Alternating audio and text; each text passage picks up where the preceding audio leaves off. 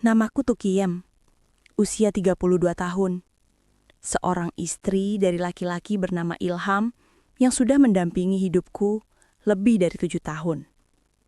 Rumah tangga kami bukan rumah tangga mewah, bukan juga pasangan yang suka pamer kemesraan di media sosial. Kami cuma dua orang yang mencoba bertahan di dunia yang makin lama rasanya makin kejam. Dulu, kami bisa tertawa bareng meskipun lauknya cuma telur dadar. Dulu, kami masih bisa saling menggoda sambil beberes rumah. Dulu, semua terasa cukup. Sekarang, semua itu serasa tinggal ingatan yang makin kabur. Kemunduran itu pelan-pelan datang kayak gerimis yang lama-lama bikin baju basah semua. Awalnya, Ilham cuma cerita kalau kantornya lagi nggak stabil.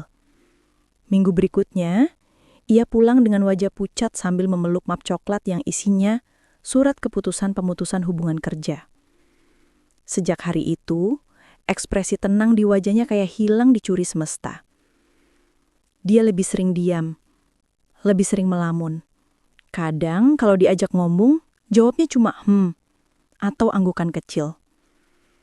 Kayak ada bagian dari dirinya yang ikut copot saat ia kehilangan pekerjaan itu.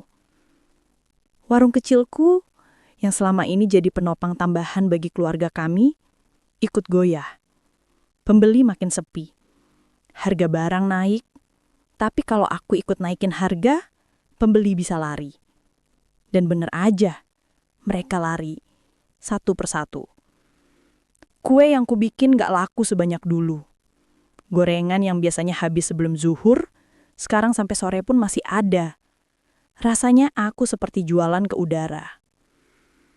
Belum cukup sampai di situ. Cicilan motor mulai menunggak 2 bulan. Penagih sudah 2 kali datang sambil senyum tipis yang lebih mirip ancaman daripada keramahan. Kontrakan tempat kami tinggal juga tiba-tiba jadi sumber kecemasan baru. Pemiliknya, Bu Rani, orangnya baik sebenarnya. Tapi tetap saja, beliau juga butuh uang. Monggo dibayar ya Mbak, sudah nunggak sebulan. Katanya dengan suara lembut, tapi matanya nggak bisa bohong kalau beliau juga perlu kepastian. Semua tekanan itu menumpuk kayak sesak di dada yang nggak ada obatnya. Hari itu, aku berdiri di depan warung sambil memegang amplop kecil berisi catatan tagihan kontrakan-kontrakan. Tangan gemetar, pikiran kemana-mana. Rasanya pengen nangis tapi nggak ada tenaga buat ngeluarin air mata. Hanya bisa duduk di kursi plastik biru yang kakinya sudah sedikit goyang karena dipakai terlalu lama.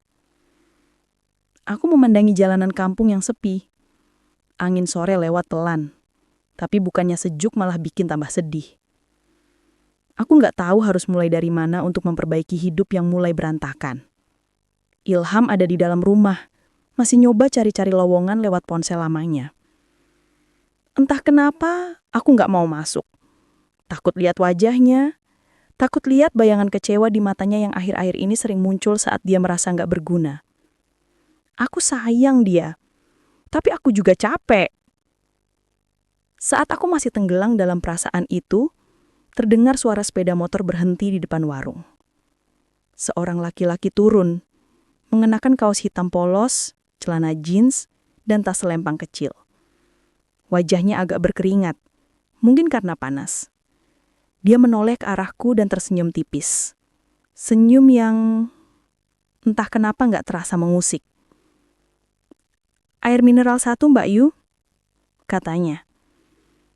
Aku berdiri, mengambil botol dari kulkas kecil warung. Tanganku dingin, tapi bukan karena suhu kulkas.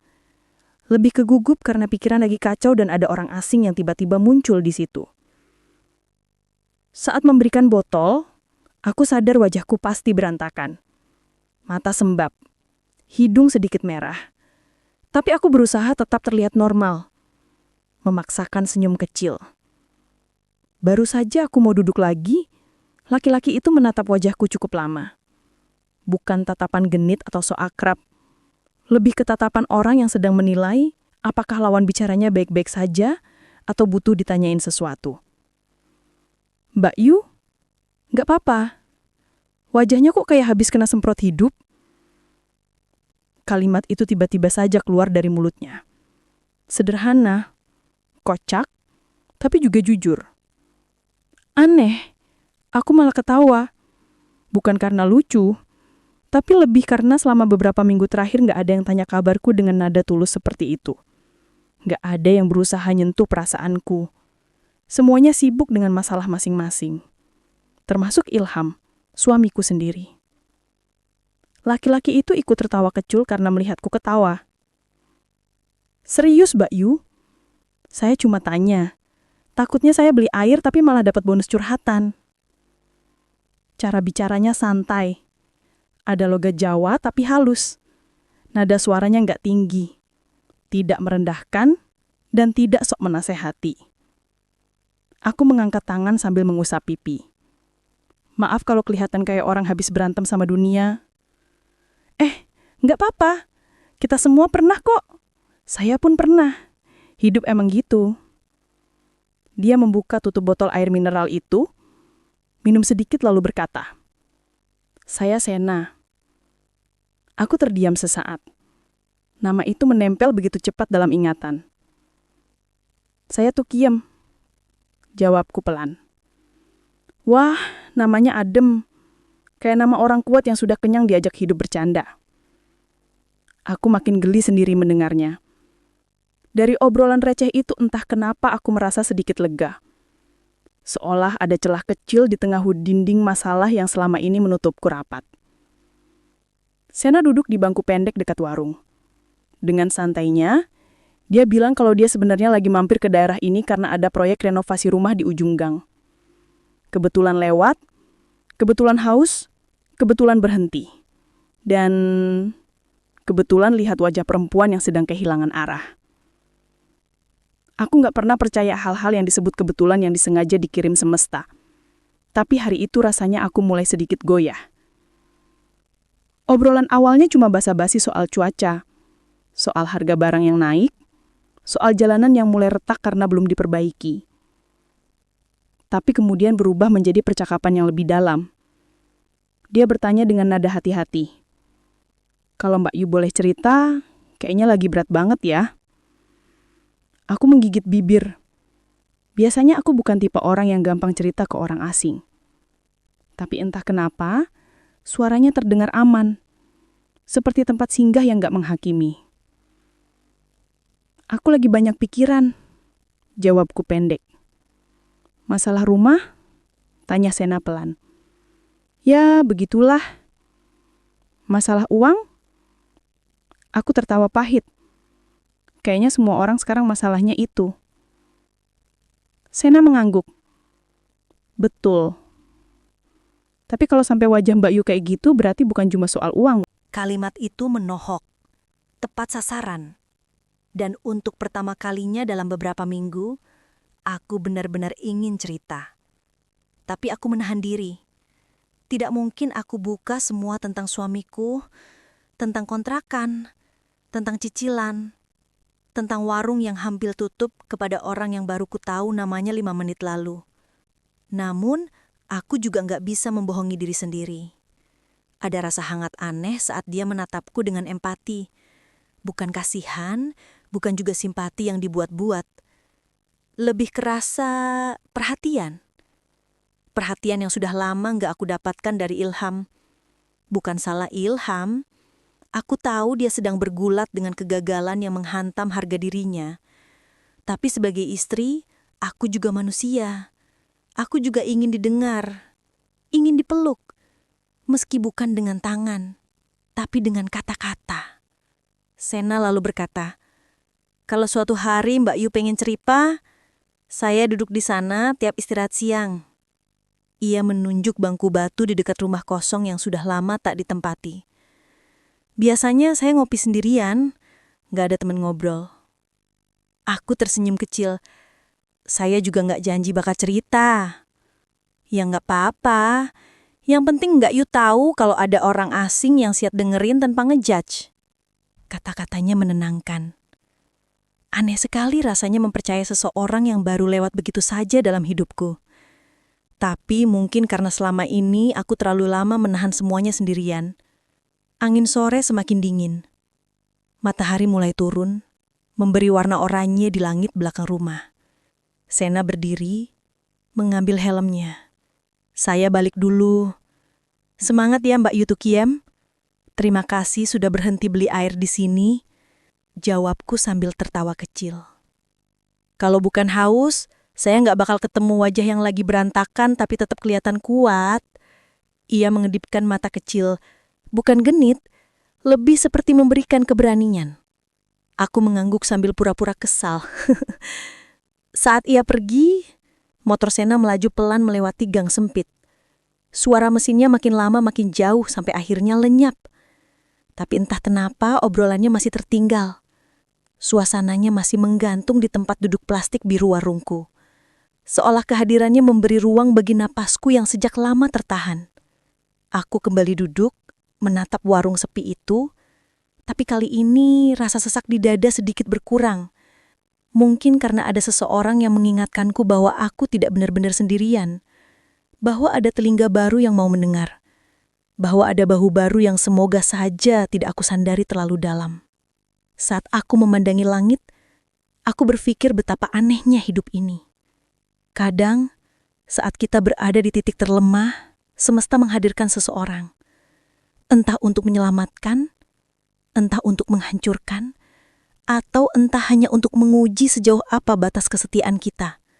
Yang jelas, sejak hari itu, aku tahu hidupku tidak akan sama lagi. Pertemuan itu sederhana. Tidak ada musik latar, tidak ada petir menyambar, tidak ada adegan dramatis. Cuma dua orang yang kebetulan bertemu di depan warung kecil. Tapi pertemuan sederhana seperti itulah yang seringkali menjadi pintu menuju sesuatu yang gak pernah terpikirkan. Sesuatu yang membuatku bertanya-tanya malam itu ketika aku berbaring di samping Ilham yang terlelap dengan napas berat penuh beban. Apakah aku sudah melakukan kesalahan berbicara sejauh itu pada Sena? Atau apakah ini cara hidup memberi aku jeda kecil agar aku tidak runtuh sepenuhnya? Aku menggenggam selimut sambil mengingat senyumnya. Caranya mengamatiku. Caranya membuatku merasa tidak invisible. Caranya ia menaruh perhatian tanpa usaha berlebihan. Dan tanpa aku sadari, malam itu aku terlelap dengan pikiran yang bukan tentang Ilham, melainkan tentang sosok asing yang baru kutemui beberapa jam lalu. Sosok yang kelak akan membawaku pada jalan yang gak pernah aku bayangkan. Sebuah jalan yang akan menguji siapa sebenarnya diriku. Apa sebenarnya arti setia? Dan seberapa kuat manusia bertahan sebelum akhirnya memilih menyerah pada kelemahan yang mereka pikir tidak akan pernah mereka lakukan. Sena bukan orang yang hidup bergelimang uang. Dia cuma pekerja serabutan, pindah-pindah kerja sesuai siapa yang butuh tenaganya. Kadang jaga gudang, kadang bantu angkut barang, kadang ikut proyek bangunan. Hidupnya sederhana. Kontrakan kecilnya pun cuma satu kamar dan satu dapur mungil yang lebih mirip ruang penyimpanan ketimbang tempat masak. Tapi anehnya, di tengah kesederhanaan itu, dia justru jadi orang yang paling sering nolong aku dan Ilham, melebihi siapapun yang selama ini aku anggap teman dekat. Aku masih ingat betul kejadian waktu Ilham kecelakaan motor kecil di depan gang. Waktu itu, aku lagi jaga warung. Dan tetangga yang melihat kejadian cuma teriak manggil aku dari kejauhan. Panik, aku lari keluar tanpa mikir, sementara Ilham duduk di pinggir jalan sambil memegang lututnya yang berdarah. Motor kami terguling, spion patah, dan beberapa orang cuma berdiri menonton tanpa tahu mesti bantu apa. Di tengah kekacauan itu, Sena entah dari mana muncul sambil ngos-ngosan, bilang dia dengar ribut-ribut dari ujung gang. Tanpa basa-basi, dia langsung minta tolong temennya yang punya mobil bak buat nganter Ilham ke klinik. Aku bahkan belum sempat mikir soal ongkos atau gimana caranya ngejelasin ke pemilik warung sebelah yang pinjem kursi buat Ilham duduk, tapi Sena sudah ngatur semuanya. Dia ngangkat motor kami yang rusak, mastiin Ilham gak pingsan, bahkan nenangin aku yang gemeteran karena takut biaya berobat bakal bikin ekonomi kami makin ribet. Setelah itu, setiap kali Ilham butuh kontrol ke klinik, Sena sering nawarin antar tanpa pamrih. Katanya sekalian lewat. Padahal aku tahu jarak rumahnya justru berlawanan arah. Tapi dia ngotot bilang gak apa-apa. Daripada aku kerepotan harus naik ojek sambil bawa Ilham yang masih pincang. Ilham waktu itu lagi minder, lebih banyak diam, dan merasa dirinya cuma nyusahin. Dia jarang ngomong kalau ada keluhan di kakinya. Tapi kalau Sena datang, dia bisa sedikit lebih rileks. Mungkin karena Sena nggak pernah menghakimi atau bilang hal-hal yang bikin Ilham tambah tertekan. Lalu datang masa yang jauh lebih sulit. Pemilik kontrakan kami mulai sering mampir dengan nada suara ketus, bilang kalau kami sudah nunggak hampir 2 bulan dan kalau terus ditunda kami harus segera cari tempat lain. Aku sudah berkali-kali coba jelasin kondisi kami, tapi bapak kontrakan itu bukan tipe orang yang sabar mendengar. Herannya, justru Sena yang kemudian ikut bantu ngomong. Bukan untuk bentak-bentak atau maksa, hanya menengahi. Dia bilang, "Pak, namanya orang lagi susah, kalau kita ikut keras, nanti nggak ada jalan keluarnya. Yang penting mereka nggak kabur kan? Kasih waktu sedikit." Entah kenapa, setelah Sena bicara, bapak itu jadi jauh lebih lunak. Beliau pergi tanpa ngancem lagi. Cuma bilang bakal kasih tambahan waktu beberapa minggu. Sejak saat itu, aku mulai terbiasa lihat sosok Sena muncul di hidup kami tanpa diminta. Kalau aku kewalahan karena warung sepi pembeli, Sena selalu punya ide aneh tapi ternyata berguna. Dia nyaranin aku bikin menu es teh susu gula aren yang lagi viral di grup ibu-ibu komplek. Dia juga motoin warungku pakai ponselnya yang layarnya retak, lalu upload ke grup warga sambil bilang kalau tempatku jualan murah meriah. Lucunya, beberapa hari kemudian warung jadi lebih ramai dari biasanya. Nggak banyak, tapi cukup bikin aku merasa ada harapan. Pelan-pelan, bantuan yang awalnya cuma sesekali berubah jadi kehadiran harian. Kehadiran Sena yang awalnya cuma lewat depan warung berubah jadi waktu singgah untuk makan atau sekedar duduk. Dari duduk, berubah jadi ngobrol. Dan dari obrolan, aku mulai merasa diperhatikan. Sesuatu yang sudah lama hilang sejak hidup kami porak-poranda. Aku tahu ini wilayah berbahaya. Aku tahu betul harusnya aku menjaga jarak. Tapi rasanya hampir mustahil. Aku nggak punya tempat buat cerita. Aku nggak tega nambah beban pikiran Ilham yang sudah cukup menderita. Setiap kali aku coba ngajak Ilham bicara dari hati ke hati, dia cuma jawab pendek. Karena pikirannya penuh soal uang, pekerjaan, masa depan kami. Dia bukan suami yang buruk. Dia cuma kehilangan dirinya sendiri. Sementara Sena hadir dengan cara yang paling sederhana. Duduk, mendengar, dan nggak pernah memotong pembicaraan. Dia nggak nawarin solusi muluk-muluk, nggak sok jadi penyelamat. Dia cuma jadi pendengar yang baik. Dan kadang, itu lebih menenangkan daripada bantuan apapun. Suatu sore, hujan turun deras. Warungku nyaris nggak ada pembeli. Aku duduk di pojok, sambil memegangi kepala, mencoba menahan air mata setelah Ilham marah besar karena uang belanjaan nggak cukup. Bukan salahnya sepenuhnya, dia lagi terbakar tekanan hidup. Tapi kata-katanya menusuk. Membuat aku merasa seolah semua jatuhnya kami adalah tanggung jawabku. Saat aku lagi mencoba merapikan napas, terdengar suara langkah berlari kecil yang bercampur dengan suara hujan menghantam atap seng warung. Sena datang dengan jaketnya yang basah. Wajahnya lelah, mungkin habis bekerja seharian, tapi mata itu selalu terlihat hangat setiap menatapku. "Kok gelap-gelap begini?" Dia bertanya sambil duduk tanpa menunggu izin. Aku cuma geleng, berusaha menyembunyikan suara serak. Tapi Sena cepat membaca ekspresi orang. Dia mencondongkan tubuh dan menatapku lama. "Kamu habis nangis ya?" Tanyanya pelan. Pertanyaan sederhana itu saja sudah cukup untuk membuat benteng pertahananku roboh. Aku bukan tipe perempuan yang mudah curhat ke laki-laki lain.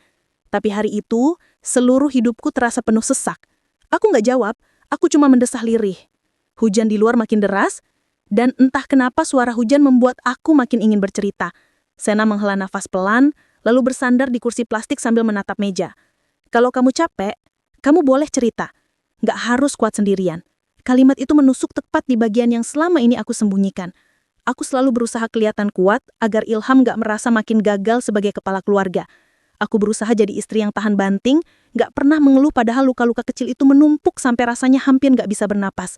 Dan tiba-tiba, ada seseorang yang bilang kalau aku nggak harus melakukan semuanya sendiri. Sena nggak menyentuhku. Dia cuma duduk di situ, menunggu tanpa menuntut. Tapi kehadirannya saja sudah cukup untuk membuat jantungku berdebar. Aku benci mengakuinya. Tapi saat itu, aku merasa dilihat. Benar-benar dilihat sebagai seorang manusia, bukan sekedar istri yang harus kuat demi keluarganya. Itulah awal dari kemiringan langkahku. Bukan karena aku ingin berselingkuh, bukan karena aku nggak cinta Ilham, tapi karena untuk pertama kalinya setelah sekian lama, ada seseorang yang hadir tanpa meminta apapun, tanpa membuatku merasa bersalah karena rapuh. Dan dari situ, ketergantunganku pun mulai tumbuh. Bukan hanya pada bantuannya, tapi juga pada perhatiannya.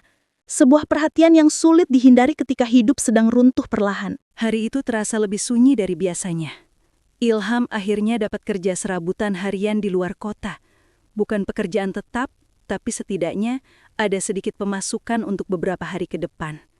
Sebelum berangkat, dia cuma bilang pendek, "Jaga warung ya," tanpa menatap lama-lama. Aku balas anggukan kecil, mencoba terlihat tegar. Padahal dalam hati aku ingin bilang banyak hal. Ingin mengeluh, ingin cerita kalau aku juga lelah. Tapi kata-kata itu seakan macet di tenggorokan. Dia sedang berusaha keras, aku tahu itu. Tapi usaha kerasnya justru membuatnya menjauh secara emosional. Aku buka warung seperti biasa, meski suasana hati sudah remuk sejak pagi. Sepi, tentu saja. Hujan sempat turun rintik-rintik, jalanan lengang, warga banyak yang memilih beli makanan lewat aplikasi yang lebih praktis. Aku duduk menatap meja kosong berjam-jam. Rasanya seperti menatap masa depan yang gak ada bentuknya. Menjelang sore, aku memutuskan menutup lebih cepat. Capek hati lebih berat daripada capek badan. Aku pulang ke rumah, duduk di lantai ruang tengah sambil menatap dinding yang mulai mengelupas karena lembab. Sunyi sekali rasanya. Sunyi yang membuat kepala penuh suara-suara sendiri. Saat itulah terdengar ketukan pelan di pintu. Kupikir tetangga, atau mungkin pemilik kontrakan yang datang lagi tanpa janji. Tapi begitu kubuka pintu, Sena berdiri di depan rumah dengan kantong plastik berisi makanan. Rambutnya sedikit berantakan, mungkin habis kerja. Kaosnya basah di bagian bahu karena gerimis. Dia tersenyum kecil sambil berkata, "Takut kamu lupa makan." Aku mau bilang gak usah repot-repot. Mau bilang aku masih punya nasi sisa tadi pagi. Mau bilang aku gak butuh dikasihani. Tapi bibirku justru membiarkan pintu terbuka lebih lebar. Seakan tubuhku memilih sendiri, gak menunggu perintah dari otak. Sena masuk tanpa banyak bicara. Dia taruh plastik itu di meja. Aroma sayur sop dan tempe goreng langsung memenuhi ruangan sempit itu. Dia nggak duduk dulu, dia cuma memperhatikan aku. Entah kenapa tatapannya terasa menenangkan. "Kamu kelihatan capek banget," ujarnya perlahan. Itu kalimat sederhana, tapi entah kenapa bisa membuat air mataku hampir tumpah. Kami makan bareng, meski aku lebih banyak diam. Setelah selesai, aku duduk bersandar di sofa rusak itu dan Sena ikut duduk di lantai bersandar pada meja rendah. Kami ngobrol pelan, terlalu pelan sampai suara jangkrik di luar terdengar jelas. Obrolan itu awalnya ringan, tentang pekerjaan, tentang warung, tentang cuaca yang gak menentu. Tapi lama-lama berubah jadi percakapan yang lebih dalam. Aku cerita bagaimana aku sering merasa bersalah karena gak bisa bantu ekonomi keluarga. Cerita tentang tekanan Ilham, tentang aku yang harus selalu terlihat kuat, tentang malam-malam penuh kecemasan saat mikirin besok makan apa. Suara yang keluar dari mulutku bergetar, tapi aku gak berusaha menahannya. Aku sudah terlalu penat buat terus membohongi diri sendiri. Sena mendengarkan tanpa memotong. Sesekali dia menganggukkan pelan, sesekali menarik napas panjang. Seakan mencoba memahami seluruh beban yang aku ceritakan. Lalu tiba-tiba, dia menggeser posisi duduknya. Tangannya terulur pelan dan menyentuh tanganku. Sentuhan itu ringan sekali, tapi cukup membuat napasku tersendat. "Tukiem, kamu gak sendirian." Suaranya lirih, tapi jelas. Kalimat itu masuk begitu dalam, seperti obat yang langsung menemukan lukanya. Aku tahu aku harus menarik tanganku. Aku tahu betul garis batas itu ada, dan aku tahu aku seharusnya mundur. Tapi tubuhku gak patuh. Mungkin karena aku sudah terlalu lama merasa ditinggalkan, terlalu lama menahan semuanya sendirian, terlalu lama gak punya tempat bersandar. Ketika ada seseorang yang bilang aku gak sendirian, bentengku retak seketika. Sena memegang tanganku sedikit lebih erat. Bukan paksaan, tapi kehangatan yang selama ini hilang dari hidupku. Aku menatap wajahnya, dia pun menatapku. Ada rasa bersalah di sana, tapi juga ada perasaan lain, perasaan yang gak boleh kami akui. Perasaan dua orang hancur yang ketemu pada waktu yang salah. Ruangan itu sunyi, hanya terdengar suara kipas angin tua yang berputar lambat. Lampu temara membuat bayang-bayang bergerak lembut di dinding. Semua itu menciptakan suasana yang seharusnya aku hindari. Tapi malam itu, aku terlalu rapuh untuk melawan. Ketika Sena mendekat, aku gak mundur. Ketika tangannya menyentuh pipiku, aku gak menepis. Ketika bibirnya menyentuhku, tubuhku justru melemah seolah menerima sesuatu yang selama ini hilang. Kesalahan itu terjadi tanpa niat awal, tanpa rencana, tanpa sengaja. Hanya dua jiwa yang sama-sama retak mencari kenyamanan dari luka yang gak pernah selesai. Di rumah kecil itu, dalam cahaya lampu yang redup, aku melakukan hal yang gak pernah kubayangkan seumur hidup. Setelah semuanya terjadi, suasana mendadak hening. Bukan hening yang nyaman, tapi hening yang berat. Hening yang membuat aku ingin hilang dari dunia. Aku menunduk, tangan gemetar, napas pendek-pendek. Sena duduk di ujung ranjang menatap lantai lama sekali tanpa bergerak. Aku merasa seluruh hidupku baru saja aku jatuhkan dari tebing. Aku nggak tahu harus bilang apa. Tapi akhirnya, dengan suara hampir tak terdengar, aku berkata, kita nggak boleh ulangi ini. Sena mengangguk pelan tanpa membantah. Dia juga tahu itu. Dia tahu kami baru saja masuk ke wilayah yang nggak seharusnya kami sentuh. Iya, jawabnya pelan. Kita salah. Tapi saat dia berdiri dan merapikan pakaiannya, aku bisa melihat sesuatu yang berubah di matanya. Hubungan kami sudah bukan sekedar saling nolong, bukan cuma teman curhat, bukan lagi sekedar pelarian sementara dari masalah hidup. Kami sudah melewati garis yang gak boleh dilewati. Dan yang paling menakutkan adalah, gak tahu kenapa, aku merasa bagian dalam diriku tidak sepenuhnya menolak. Ada sisi gelap yang tersadar, sisi rapuh yang malah ketagihan perhatian, sisi lemah yang baru kusadari keberadaannya. Ketika Sena pamit pulang, aku hanya duduk terdiam. Pintu tertutup perlahan di belakangnya, aku mendengar langkah kakinya menjauh. Setelah itu, baru aku sadar kalau air mataku mulai jatuh tanpa bisa dihentikan. Malam itu, aku kehilangan diriku sendiri. Dan sejak saat itu, jalan pulangku sudah gak akan pernah sama lagi. Sejak malam itu, hidupku berubah perlahan tapi pasti. Bukan karena sesuatu yang terlihat, tapi karena sesuatu yang terus berputar di dalam kepala. Di depan Ilham, aku berperan seolah semuanya normal. Aku bangun lebih pagi, masak makanan kesukaannya, nunggu dia pulang sambil senyum tipis. Kadang dia nanya, kenapa aku lebih perhatian dari biasanya? Biar rumah kerasa anget lagi, jawabku. Padahal aslinya, aku cuma takut kebongkar. Setiap kali Ilham bilang, aku percaya kamu, Yem. Lututku rasanya mau jatuh. Kata percaya itu terasa kayak beban batu yang terus aku pikul kemana-mana. Di sisi lain, ada Sena yang mulai menjauh. Bukan hilang, hanya menjaga batas. Dia nggak lagi mampir tiap sore. Nggak lagi nyodorin solusi-solusi kecil kayak dulu. Kalau lewat depan warung pun, dia cuma angkat tangan dari jauh.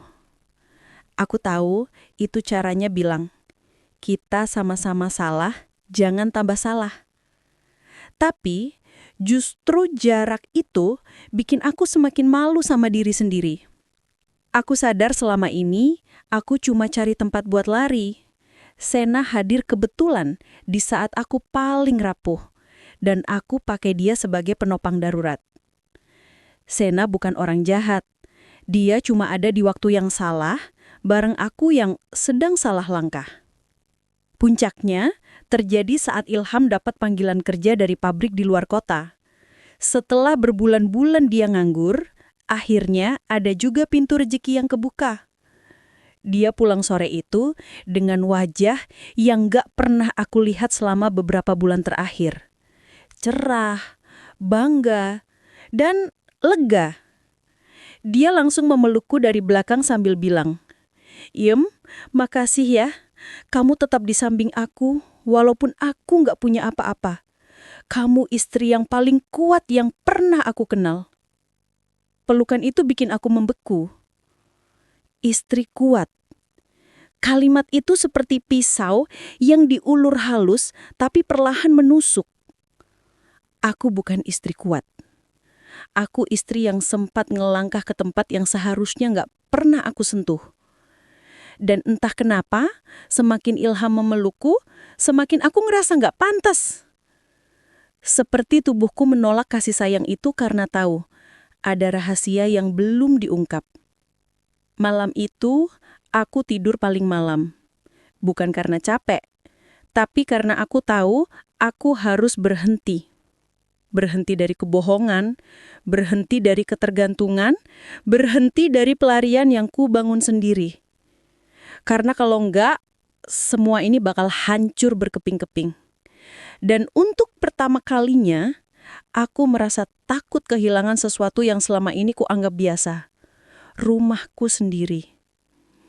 Aku harus benar-benar memutus semuanya sebelum kebohongan ini berubah jadi bencana. Temuan terakhir itu terjadi tanpa rencana panjang, tanpa kata-kata manis atau janji apapun. Hanya dua orang yang tahu bahwa langkah mereka harus berpisah, bukan karena benci, tapi karena sadar mana yang harus diselamatkan. Aku dan Sena duduk bersebelahan di bangku tua dekat warung yang sudah kututup lebih cepat hari itu. Lampunya remang, catnya sudah mengelupas, tapi justru tempat itu jadi saksi paling jujur dari apa yang harus kuakhiri. Sena, makasih ya. Kamu udah bantu banyak. Tapi aku harus benerin semuanya sama suamiku, kataku pelan. Sena nggak langsung jawab. Dia cuma menatap jalanan yang sepi, lalu tersenyum kecil. Senyum yang entah kenapa rasanya pahit di dadaku. Aku tahu kok, dari awal kamu nggak pernah benar-benar milih aku. Kalimat itu menghantam lebih keras dari yang kubayangkan. Bukan karena dia marah, tapi karena dia benar. Ada jeda panjang, hening yang penuh makna. Angin sora menyisir rambutku, seakan ikut jadi saksi kata terakhir kami. Semoga kamu bahagia, Yem, katanya sambil berdiri. Hanya itu, gak ada pelukan terakhir, gak ada rengekan atau penyesalan yang diucap keras. Dia pergi dengan langkah pelan, tapi mantap. Dan aku hanya bisa menatap punggungnya sampai hilang di tikungan. Itulah akhir kami. Tanpa drama, tanpa paksa. Karena hubungan yang lahir dari rasa rapuh, seringnya hanya kuat di saat sama-sama hancur. Begitu salah satunya bangkit, yang lain harus rela berhenti. Sejak hari itu, aku fokus memperbaiki rumahku sendiri. Aku membantu Ilham persiapkan kerja barunya. Aku mendampingi dia setiap hari, bukan dengan rasa bersalah yang buta, tapi dengan niat menebus apa yang nyaris kuhilangkan. Aku nggak cerita soal perselingkuhan itu, bukan karena mau pura-pura suci atau menutupi dosa, tapi karena aku tahu kalau itu tersingkap, hidup Ilham yang baru saja mulai tertata bakal runtuh lagi. Dan luka yang kubawa dari kesalahan itu bukan sesuatu yang harus dia pikul. Ada tanggung jawab yang harus kujalani, dan itu bukan hanya soal mengakui kesalahan di depan orang lain. Kadang pertanggungjawaban paling berat justru yang dilakukan dalam diam, dengan mengubah diri tanpa perlu aib orang lain ikut terseret. Aku belajar sesuatu yang sangat penting. Kadang, selingkuh bukan karena sengaja mencari cinta lain, tapi karena sama-sama lelah di waktu yang sama-sama butuh sandaran, sama-sama lapar perhatian. Tapi alasan itu tetap bukan pembenaran. Karena selingkuh, sedalam apapun luka yang melatarinya, tetap saja salah. Dan pelarian sesaat itu bisa merusak sesuatu yang sebenarnya paling kita butuhkan untuk bertahan. Rumah, pasangan, dan diri sendiri. Hari-hari ke depan gak langsung sempurna, tapi lebih jujur, lebih penuh usaha, lebih banyak mawas diri. Karena aku tahu, kesalahan yang terjadi tanpa rencana tetap harus dibayar dengan kesadaran dan perbaikan yang nyata. Dan itu yang sedang kulakukan, pelan-pelan tapi pasti.